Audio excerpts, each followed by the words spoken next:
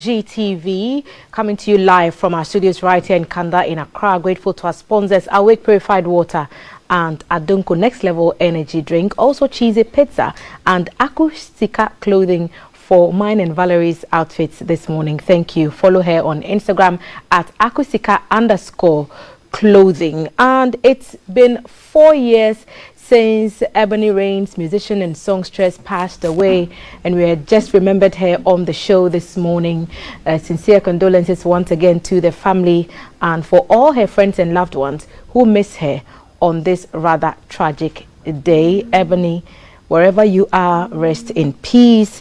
And we're looking into population, demographics and national development at the table this morning. The relationship between population growth and economic development has been a recurrent theme in economic analysis since at least 1798, we are told. And the theory was simple: given that there's a fixed quantity of land and the population will grow eventually, there is an eventual reduction in the amount of resources that each population will require. So, for example, we had a lot more fewer numbers of people in Ghana as at independence, about 6 million or so people. Now we have 30.8, but we still have the same land size. We still have access to the same basic resources, and those need to be translated into economic policies so we know how the population is affecting every other area of our life. And it is for these and many reasons that the Regional Institute for Population Studies at the University of Ghana was established in 1972 to educate students on the relevance of population to national planning and development. Vice President Dr. Mahamudu Bawumia will launch the 50th anniversary of the Institute on Thursday. And at the table this morning, we are asking a question that how has the Institute impacted our national development? So we are talking about the Regional Institute for Population Studies. Two professors have joined me to make this conversation possible. Professor Ayaga Bawa is the acting director at the Regional Institute of Population Studies, and he joins us now. Prof. Bawa, good morning and welcome. Good morning. Happy to be here. Thank you for being here. Right next to him, Professor Samuel Niade Kojo, former director at the same institute, so the Regional Institute for Population Studies. And Prof, you're welcome as well. Thank you, Thelma, for having us. So as soon as you talk about population, the first thing that comes to my lay mind is how many people are there in this country? And we know the answer to that, 30.8, according to the last population and housing census. So what do we need to, what else do we want to know? It's population, 30.8, that's it, right? Well, it's not as simple as that. Okay. Yes, population is at the center of everything that we do. It's at the center of planning. The planning that we need to do, we plan for people. And so you need to know the number of people who are resident in a particular locality to be able to plan for them. You need to look at resources that are available. You need to look at issues of growth. Where is the population moving to? Where did it come from? And what are the future implications of the growth? You're saying that policymakers should consider population growth and actually study population. So population studies being a crucial part of policy making. Is that what you're saying? Absolutely. It's important that, as I mentioned, to be able to plan for the population, you need to know what the current status of the population is, what are the dynamics within the population, how is the distribution in terms of the age distribution, in terms of the spatial distribution of the population, so that you can plan where are people residing. Do you have more people in urban areas as opposed to rural areas? Do you have people in slum facilities? Do you have people in affluent areas? You need to know this dynamic so that you can do proper planning. And you just don't need to know that, you need to know where the population is growing and where the distribution is taking place. So, Prof. Kojo, you know all these things. Prof. Power said you need to know where the urban centers are. You know all that, and then what? And then what happens? How does it feed into our economic lives as people? Yeah, so you have to have the plans. And once you have the plans should be implemented. And that's what the problem has been in this country. We've had few issues of how to implement some of the policies we have. But maybe to tag on some of the issues he mentioned, you also have to look at the characteristics, some of the characteristics of the population. So, for example, you are talking about the aging population. We now have in a country where people are living much older than they used to live. What are some of the ramifications of this? You talk about urbanization. So people are living longer now in Ghana than they used to be. As at when? At independence, I think the life expectancy was around 50. Yes, it was just around 50. 50 years. But now we have people living up to 65 and beyond. But that's the average. Although we have people living much older ages, but you also have a lot of people dying very young. And so when you put all together, the life expectancy has come down. Now, what are the implications? If you take the issue of aging, now you have a lot of people living much longer than they used to do. And if you have your retirement age still at 60 years, when people are still active and they can do more work, what do you do? What about pensions? What kinds of pensions do we have? Because if people are living longer, it means that you have to pay them the pension allowances for longer periods of time than perhaps had been budgeted for. Are these some of the issues you... These are some of the issues. And so if they could work for much more time before they retire, then why not consider that? I hear that. I hear you calling for a reassessment of our retirement ages. Is that what you're saying? Exactly. Exactly, because we have people, you can now see people who are retiring at 60, but very active. If you come to the university, for example, that's why we have situations where people can come back on contract, okay, because they are still active. The minds are sharp, and they can still go for 70 or even beyond. So why should they be retiring at 60? And I believe this also applies to some of the other sectors of our economy. Prof. Bauer, that's a very, very interesting observation. I wonder what your thoughts on that would be, Prof. Bauer. Should the legal retirement age be extended? And I'm sure your organization you've done some studies to support this call that Prof. Kojo has just made. Yeah, absolutely. I mean,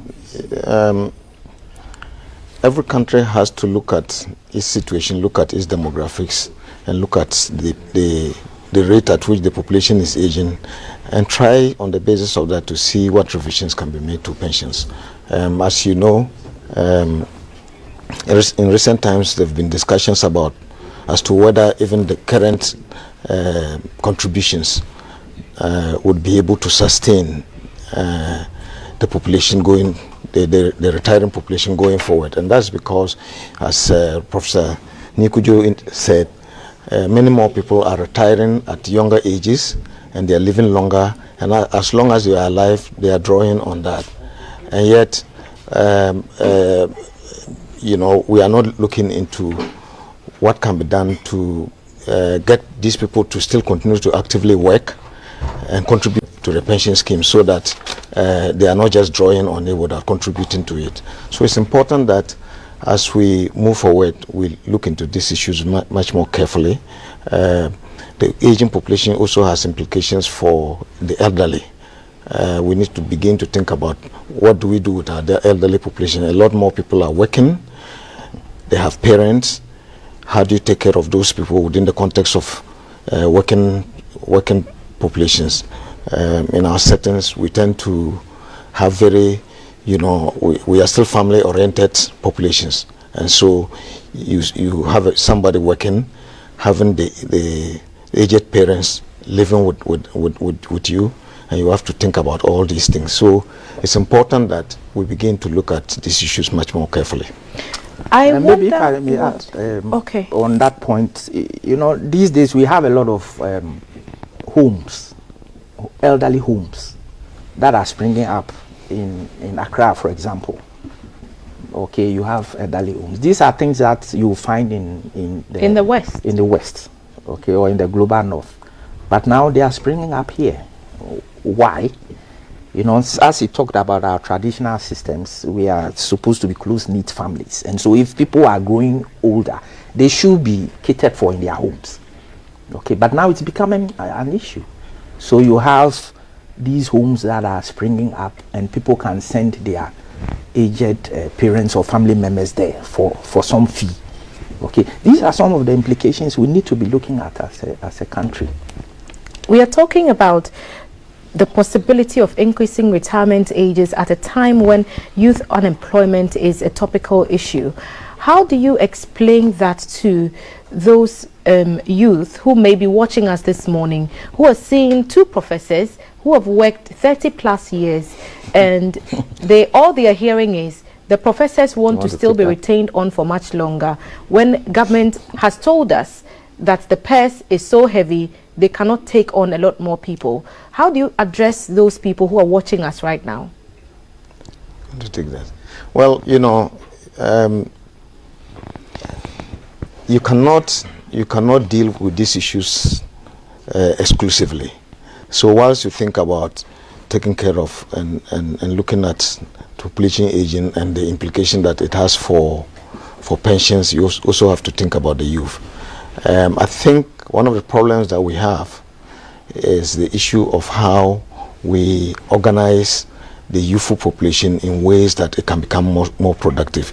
In more recent times, you know, the African Union Agenda 2063 and our own government emphasis on the demographic dividend has come up for discussion.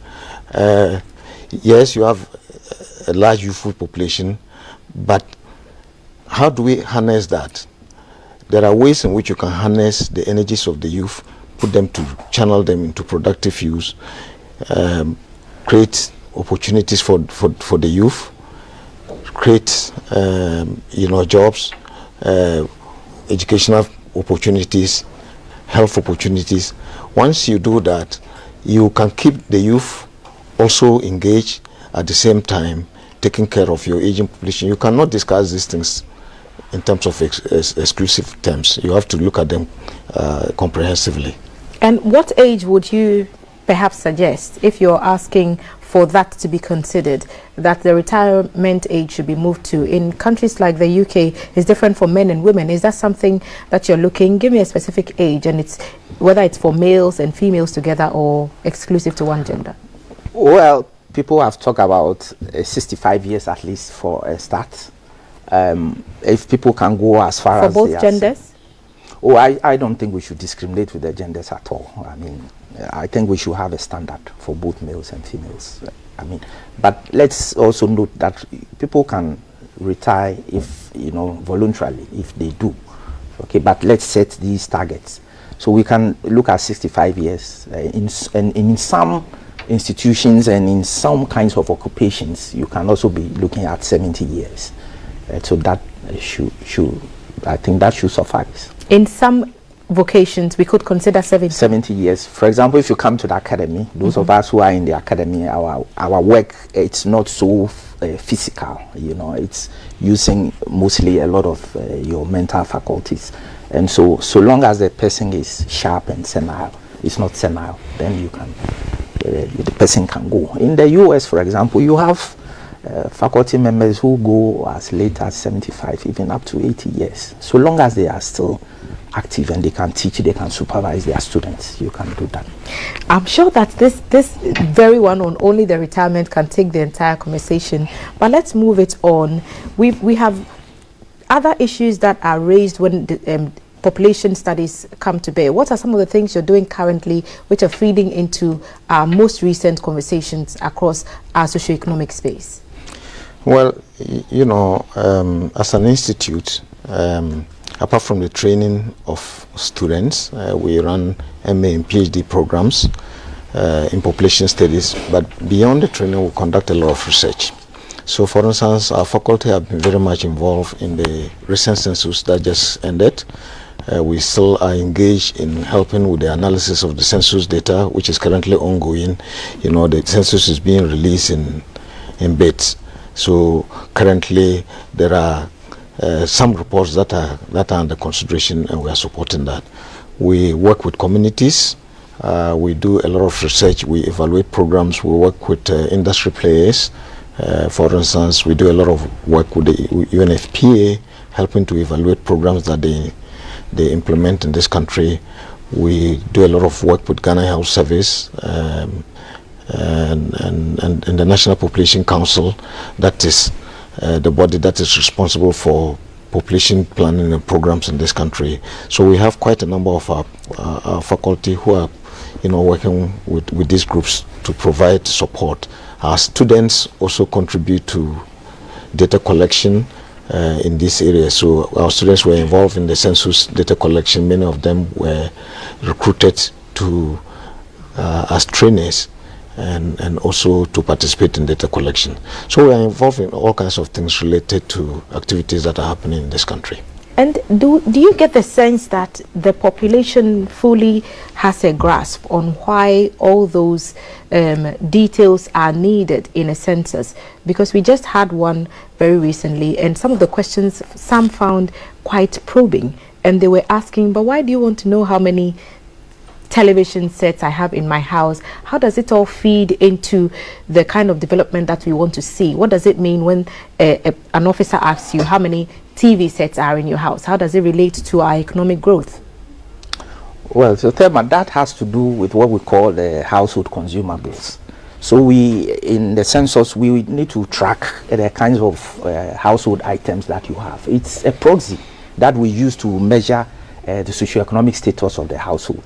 So if we come to ask you of your, if you have a fridge, if you have a laptop, and etc., it's just to gauge the socioeconomic status of that household, which can then be aggregated to the community level or the district level, etc., etc. Would you say that those details from the various censuses that you have been collected has been utilized effectively in our policy planning? Oh yes, to a large extent, it has. It has all these, we revise our population policy. We used to have a population policy in 1969. We revised it, and these are some of the issues that we do put in. These are some of the issues that inform us to put some of these things in our policies. As we speak, there is an urban policy that is being revised, and so definitely analysis of some of these census information would feed into that. But the question you ask about, it is some of the issues that we are also dealing with. I want to comment on the issue of urbanization, because urbanization has been a critical issue in our country. Now, I have a few issues with it, which I want to bring to the fore. Urbanization meaning what? Urbanization means the number of people that are living in what we call urban areas. Okay. What we call urban areas. So if you take Accra, for example, or if you take Kumasi or Tamale, okay. But the definition we have in this country for our urban areas is 5,000 population. So any area that 5,000 people. Yes. Okay. Any area that you have 5,000 people or more living is classified as an urban area. Okay. That is a problem. Why is that? It's a problem because they do not consider whether there are, for example, some facilities, for example, a police station, meaningful health facility, a standard education there. So long as the people there number 5,000, we say it's an urban area. I think this should be revised. Why is it a problem? It's a problem because it's a name, and if the name, what does it mean on the lives of the people? If they say a place is an urban area, okay. Yeah, the place is an urban area. So, and sometimes in our decentralization policy, we are upgrading some of these areas to become municipalities and metropolis and all that. It's solely based on the population, the numbers. Okay, but as I said, it should be more. We should also think about facilities, the facilities that are there. So it's not that you have 5,000 people there and then you are calling it an urban area, because when it's an urban area, it should qualify to have some facilities. So that's where the problem is. Okay. For the first time in the history of this country. How can that be fixed? Or is it what steps can be done to remedy this situation? And how would you contribute to a process like that as population studies experts? Yeah, so well, the challenge is that now we have a lot of people living in very few urban areas, what we call the prime cities. Accra, Kumasi, maybe Tamale, to some extent, maybe Takrady. Okay, this is bringing a lot of pressure on these communities in terms of whether it's sanitation, providing facilities, etc., etc. That is why in the past we used to have what we call I think during that Champon era, we were going to what we call regionalization, regional development. Okay, so the idea is the growth pool theory. So having growth centers near some of these rural areas, so that everybody will not migrate to the primary urban areas like Accra, Kumasi, and Takrady, and so on. So if you remember, we had concepts when we were using, for example, ERIDEC. We said Eastern Regional Development Corporation, or we used to have VORADEP, Volta Regional Development Corporation, URADEP, and all that. Those were ideas that were generated so that people would not migrate from the rural areas and come straight to Accra or Kumasi, but they could have some of these growth centers around them, kind of like satellite cities around the mini cities.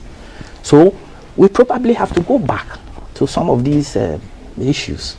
But Prof. Power, these are issues that have been raised consistently over time through governments, and it sounds like we are just reiterating an old point and it's just playing back the old record. Why haven't we seen more being done? Where have we got it so wrong?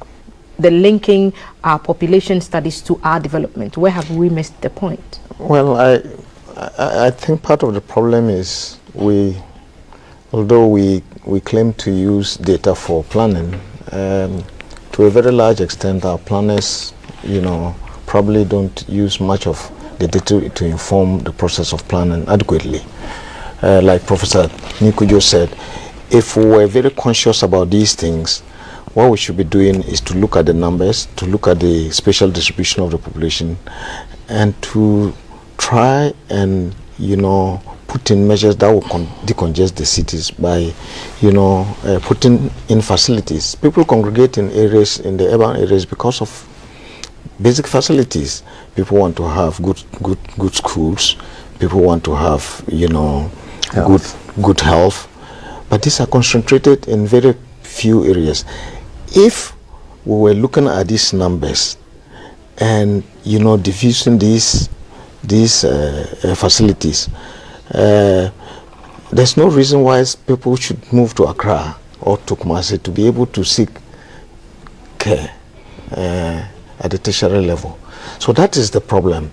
The problem is how we look at these numbers and diffuse development in ways that can get people to stay in areas that they can easily have access to these things. But we are not doing that. And I think that going forward, our planners should think about this. The recent population census that we just had, for the first time, we are seeing that Accra has become the largest in terms of numbers. It used to be, Greater Accra, it used to be Ashanti region.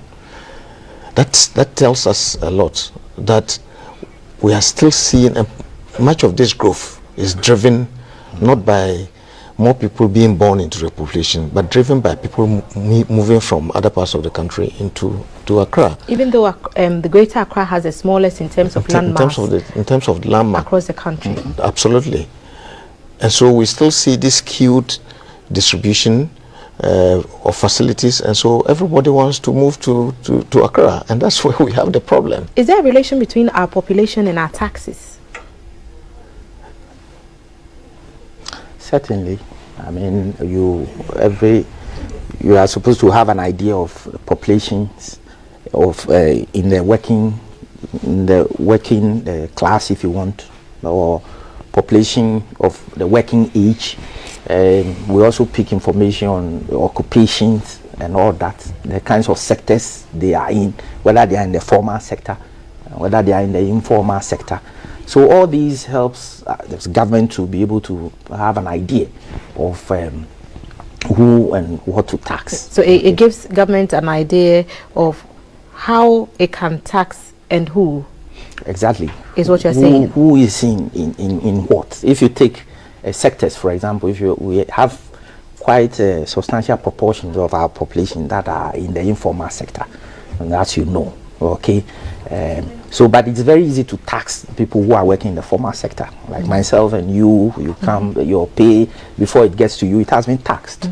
Okay, but the question is, those who are in the informal sector, how is the government trying to reach them?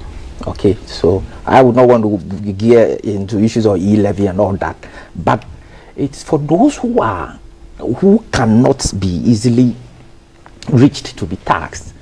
Government has to find innovative ways of getting to them so that they can also contribute in terms of their tax to national development.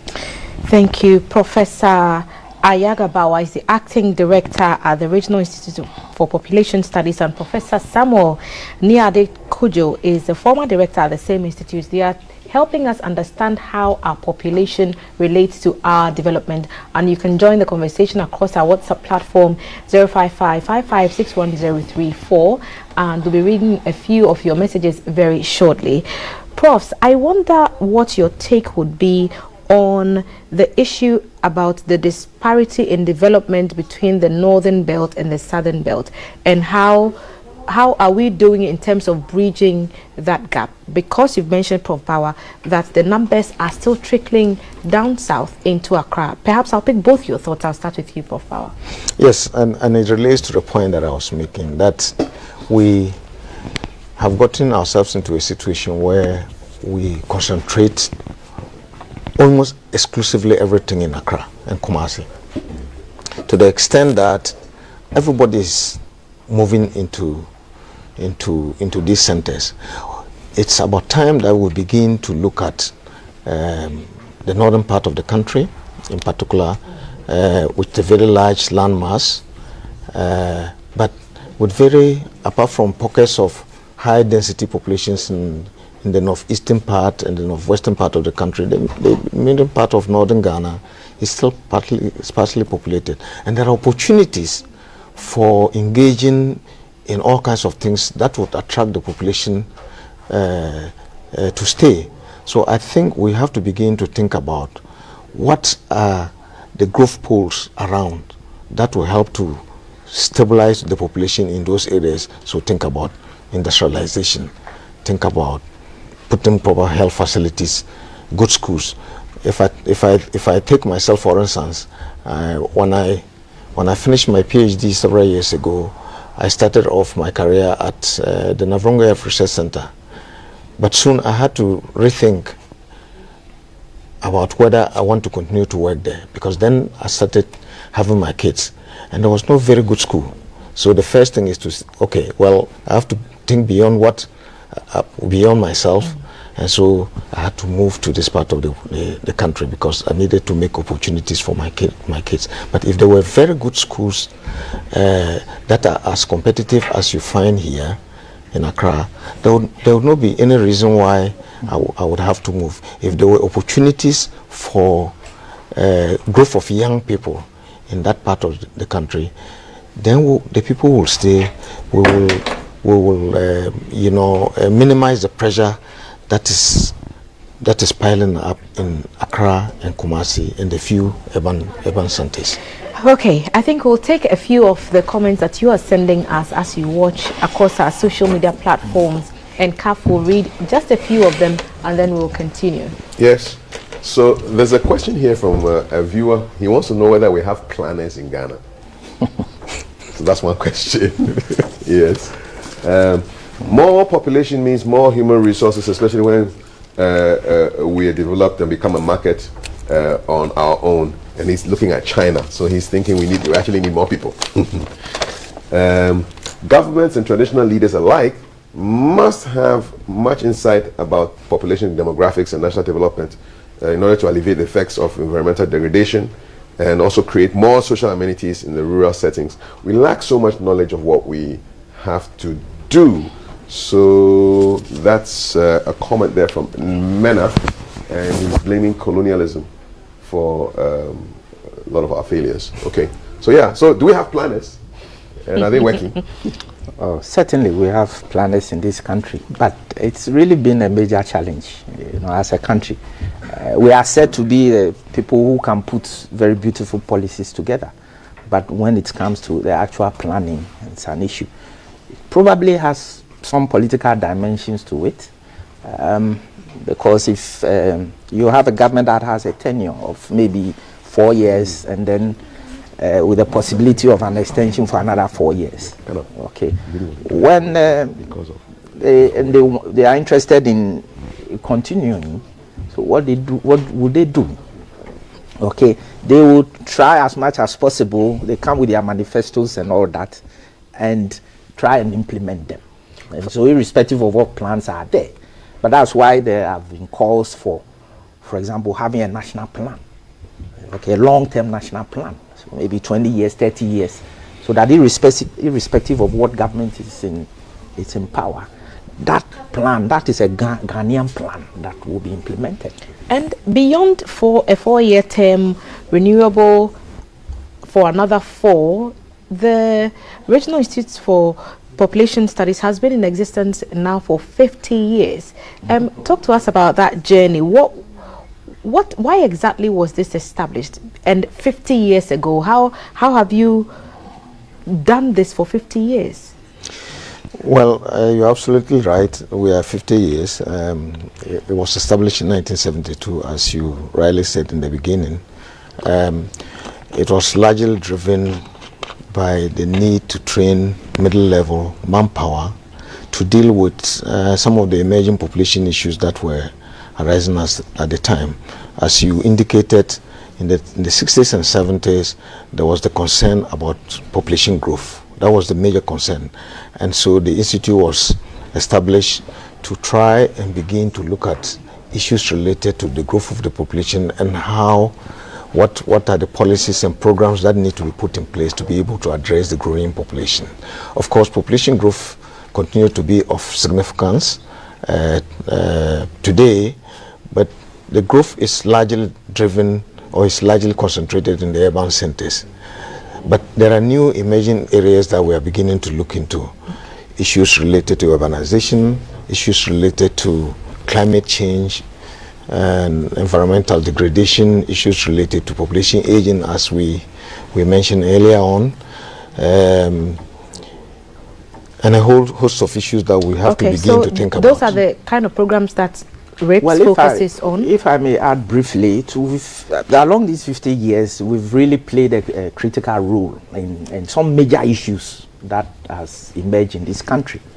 I can go as far back as when we used to talk about issues of harmful traditional practices in the country. Okay, so we RIPS and then some institutes in the university, for example, led intense advocacy against some of these issues. If you take the issue of widowhood rights, okay, if you take the issue of child servitude, we used to have the Trokushi system.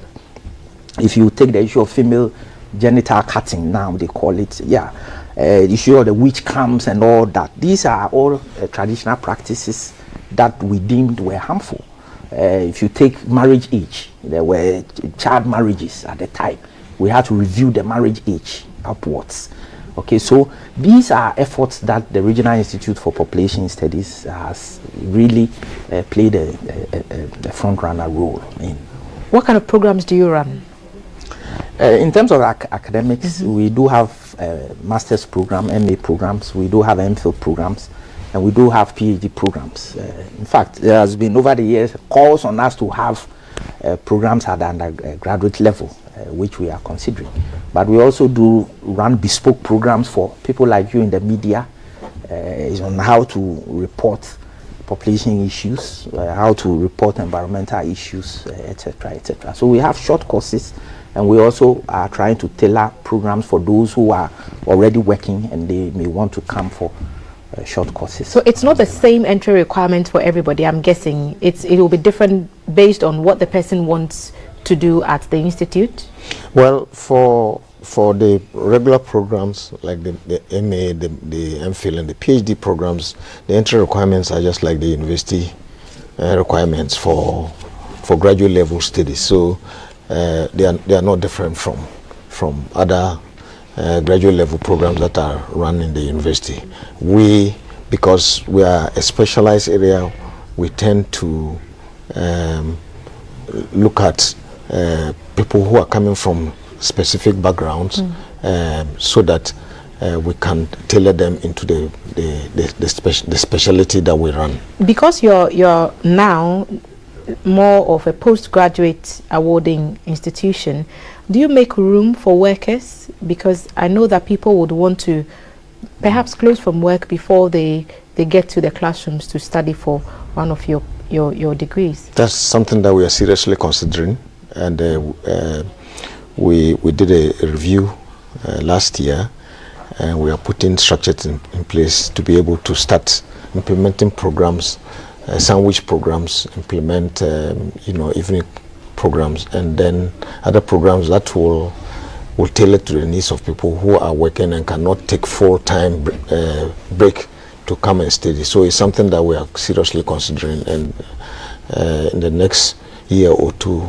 we'll start rolling out these programs. A bird is whispering in my ears that perhaps you are considering doing stuff for organizations who may require specialist training for their staff. Is that true? Yeah, exactly. Yeah, so that's what I said. We do every now and then have organizations come for training for a period of time. So bespoke programs are organized for them. But let me also touch on one issue.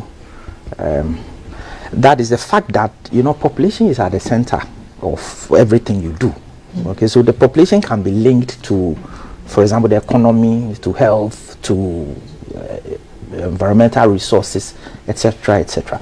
So we do have students that come with varying backgrounds. We have students who are pure, from the pure science, they do come. We have students who come from theater arts, from French. Why would pure science students be, for example, what are some of the interests that they show when they come to study? What areas of population studies are they interested in, if they are perhaps a medical doctor? Well, population is, there's a lot of health issues in population. We deal with a lot of health issues. Non-communicable diseases are emerging now. And so we have had medical practitioners who've come to RIPS to look at that aspect as well. If you take people who are also into pure sciences, they come and they can do programs that are related to the environment, climate change, etc., etc. But one question that, I'm sure our viewers, some prospective applicants want to ask is, where would we go? What kinds of job opportunities are available to us? We can say for certainty that most of our students do end up in the UN system. For example, we have quite a number of students. When I was director at RIPS, for example, I used to travel around a lot. You meet a lot of graduates from RIPS who are working in either WHO or UNFPA. Aside that, we also have here in this country 2 of the female government statisticians that we have had were all products of RIPS. So I'm talking of Dr. Philomena Nyaku and Dr. Grace Bediaku. They were all products of RIPS. In fact, the immediate past statistician general of South Africa, Dr. Paddy Lehola, was also a product of RIPS, and they are all coming for the anniversary. So it's going to be very interesting and exciting. We look forward to having some of you join us. Exciting times. Then you bring us right into the conversation of what should we expect for the 50th anniversary. I mean, how many students have you even produced within the space of time that we are looking at, and how are they coming on board for this big golden jubilee? Well, we have trained almost close to 1,500 students since the inception of the program in 1972. As Professor Nikujo indicated, these students are scattered across the entire African continent. It will interest you to know that this program, when it started, had a regional mandate. So we were established as an institute, one of only 2 institutes in Africa to train population scientists. The other one was established in Cameroon to be responsible for Francophone Africa, and RIPS in Ghana responsible for Anglophone Africa. So because of that, We have had students come from all over Africa, Anglophone Africa, to train, and many of them have gone back. So we have a large pool of, both local and international alumni, and we are tapping into that resource to help make this celebration a grand one. We, as he indicated, one of the alumnus is arriving tonight from South Africa. The former statistician general is coming all the way from South Africa to participate. We are going to stream this live, and so we would have the opportunity to have others who are not able to come to participate in this activity. Talking about the activities that we have lined up, we are going to have, it's a whole year program of activities, starting with the launch, which is taking place 2 days from now. But beyond the launch, we would have, a series of activities, including a forum on the census that has just ended. We intend to interrogate the census data and to work with the census secretariat to see what are the issues that we need to be able to engage in to provide support. We hope to organize a series of webinars. We have the World Population Day, which is coming, and we are scheduling a lot of activities that will be organizing to commemorate the World Population Day. We will organize other things like quiz and maybe on population and related issues. Perhaps when the time is due, we might probably organize that with you and see how we can take advantage of your platform. I'm sure we would be very, very willing to take that up. And so a year-long chain of activities that you've earmarked for this celebration. The Vice President is expected to be at the launch on Thursday. And so you've done all these things. What's the outlook for the next 50? Is that something you've discussed, Professor Kujo? Yes, we have. And so that's what we'll be sharing in some of the fora we'll be organizing. We are picking up some emerging topical issues in the country that we believe we need to discuss with the country and see how we can be able to find solutions for them. What are some of those? So, for example, we are tracking, although anecdotal evidence, this issue of infertility amongst women. A woman who wants to give birth, they are married, they want to give birth, but they are unable to. Research has showed us that it did not used to be so in this country. Although, infertile women have been with us since time immemorial. But the tracking we are having is that rates may be going high. Now, what is causing that? We're trying to research into it, and what are some of the ramifications? Because we have a very traditional system, and any woman who gets married is expected to have children, and very soon the grandmother will be putting pressure on the woman. Some of these things are also resulting in family dissolutions. We are also tracking that divorce rates are on the increase. Okay, and these are all characteristics of the population that we do study. So we will want to find solutions to some of these things. We want to brief the public on what is happening, and these are some of the things that we'll be sharing on the forum.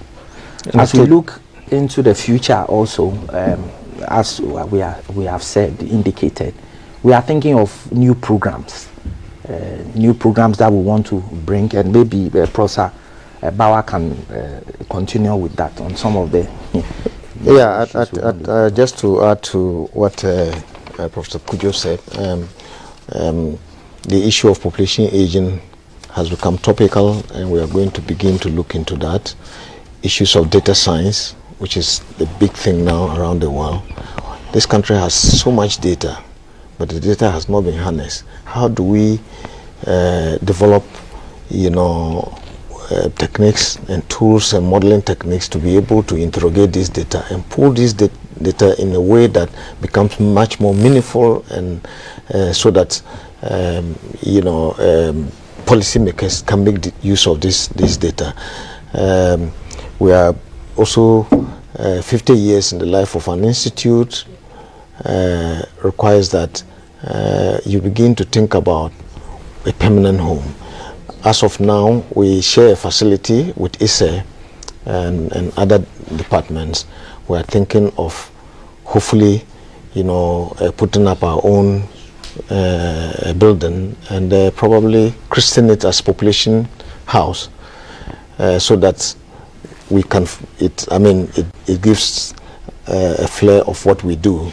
So those are some of the things that we are planning going into the future.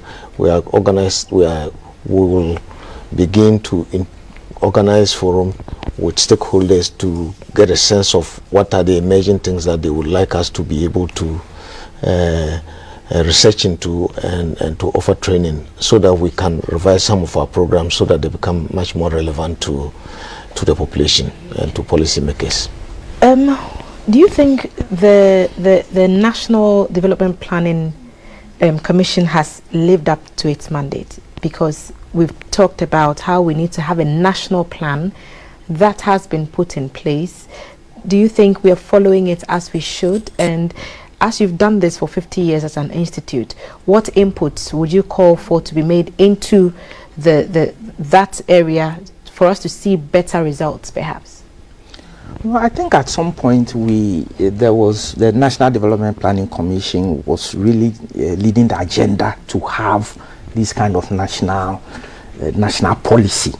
Okay, we do, but whether there will be commitments from our politicians to follow, so that we will not be so much interested in these manifestos that they bring along, because the manifestos they bring along is what they try to implement. But when we have a national plan, then irrespective of who is in power, then we try and follow that. I think the National Development Planning Commission has lived up to its mandate. It has proposed useful policies that, as a country, when we do follow, will probably hit the heights that we want to. But of course, just like any institution, they've also had their challenges. If you have the government's ears as development planners, as population studies experts, which area would you say needed immediate focus? Like, we need to fix this straight away. If you could tell them perhaps the two things, I'll take one from each of you, that we needed deal with the youth population. What do the youth need according to the studies and the figures available to you? Jobs and very good educational facilities. I mean, we have a large youthful population, what we typically call the youthful bulge, and that's why every government is talking about the demographic dividend. We need to begin to plan as a country. How do we put in place? What are the things that we should put in place? Jobs training, skills training, so that we can channel the energies of the youth into these sectors and make them much more productive, so that they can find themselves into productive ventures and take them away from some of the vices that we find them engaged in. So I think we should deal with the youth. And if we harness that resource, countries like China, countries like India, at the prime of the demographic dividend, they were able to, put in policies that got the youth engaged. And so, many of them got into employment, savings, investments, and all that. And that has helped to propel those countries going forward. That is what we need to do in this country. And we should do it. We should have done it yesterday. But it's not too late. It's not too late. Prof. Kujo, what would you add? But it's also will be related to that. But I want to look at the education component. Okay, because that's what to me is at the heart of the issue. How are we educating the youth? Okay, so that's why I'm happy about these new educational reforms.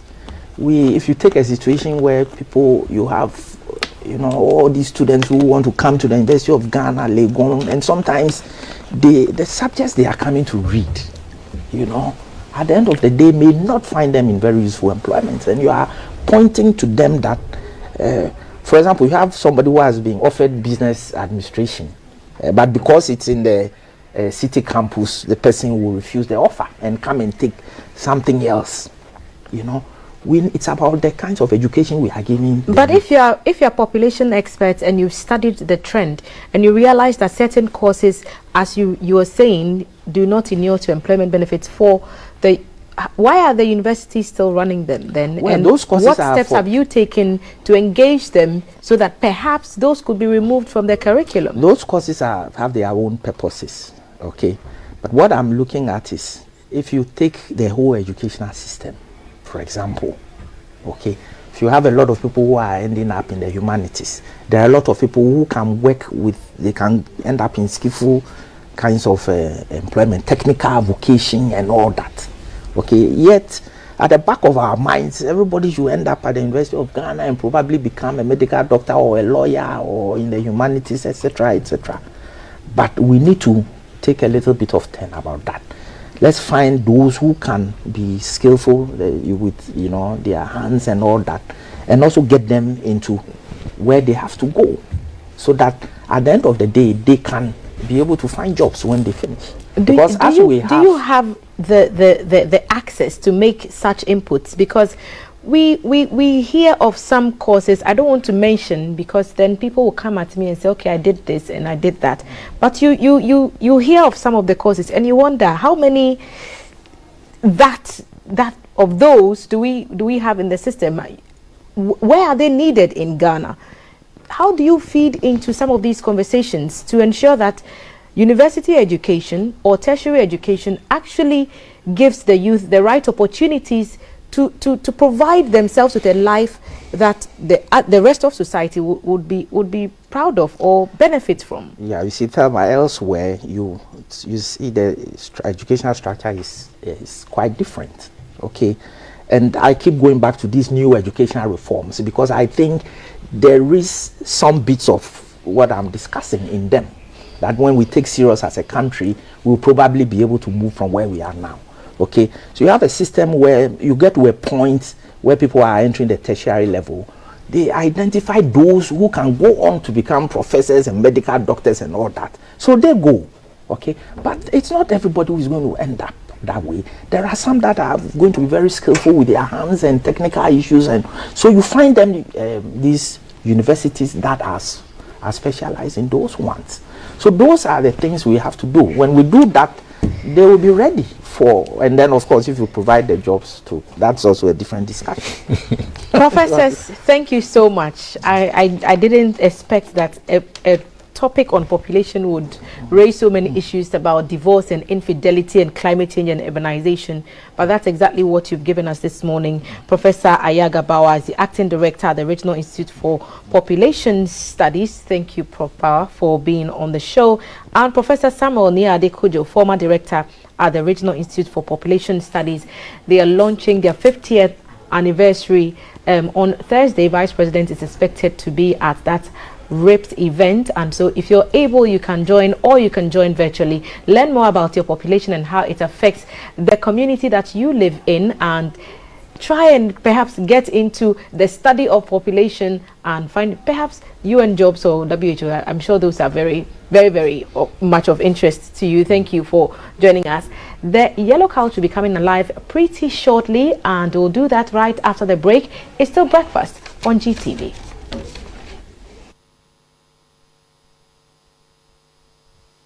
DJ Breezy on the beat. Coming live from the capital. This is the Breakfast Show.